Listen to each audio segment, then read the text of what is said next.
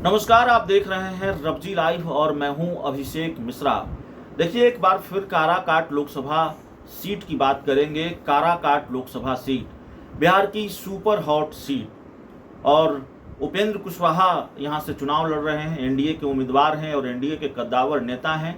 तो वैसे भी ये सीट हॉट सीट थी, लेकिन इस हॉट सीट को सुपर हॉट सीट बना दिया पवन सिंह ने। पवन सिंह ने निर्दलीय चुनाव लड़ने का ऐलान जब से किया, तब से ही काराकाट सीट पर लोगों की निगाह टिक गई। पवन सिंह ने इस सीट को सुपर हॉट सीट बना दिया। आसनसोल से भारतीय जनता पार्टी ने उनको टिकट दिया था चुनाव लड़ने के लिए। पवन सिंह ने टिकट लौटा दिया, या अंदर की कहानी जो भी हो, या भारतीय जनता पार्टी ने टिकट वापस ले लिया। लेकिन पवन सिंह ने ये जानकारी दी थी कि वो आसनसोल से चुनाव नहीं लड़ पाएंगे, और इसके बाद कुछ दिनों तक वो खामोश रहे। और फिर उन्होंने एक ऐलान से भूचाल ला दिया, एक ट्वीट से भूचाल ला दिया। उन्होंने ये ऐलान किया ट्वीट करके कि देखिए, हमने अपनी मां से जो वादा किया है उसको पूरा करने के लिए काराकाट लोकसभा सीट से निर्दलीय चुनाव लड़ूंगा। अब उनका निर्दलीय चुनाव लड़ना बहुत हैरानी की बात नहीं है। हैरानी की बात यह है कि पवन सिंह भारतीय जनता पार्टी के नेता भाजपा में शामिल हुए, और बावजूद उसके वो एनडीए उम्मीदवार के खिलाफ चुनाव लड़ रहे हैं, और उसके बाद बीजेपी ने कोई कार्रवाई भी नहीं की। सवाल उठने लगे, फजीहत होने लगी, और फिर यह भी सवाल उठा कि क्या ये उपेंद्र कुशवाहा के खिलाफ बीजेपी का चिराग मॉडल है?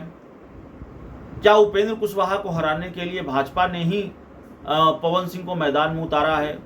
और क्या भाजपा के शीर्ष नेतृत्व का सह उपेंद्र कुशवाहा को प्राप्त है?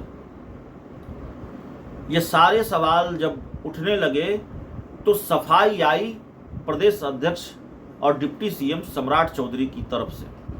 सम्राट चौधरी ने कहा कि देखिए, अभी नाम वापस लेने की तारीख में समय बाकी है, नामांकन वापस लेने की तारीख में समय बाकी है, और पवन सिंह अगर अपना नामांकन वापस नहीं लेते हैं तो उनके खिलाफ कार्रवाई की जाएगी।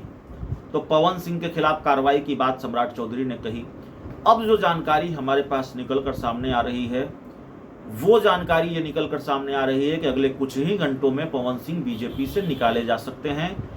भारतीय जनता पार्टी आधिकारिक तौर पर इसकी घोषणा कर सकती है कि पवन सिंह को पार्टी से निकाल दिया गया है, उनके खिलाफ एक्शन ले लिया गया है।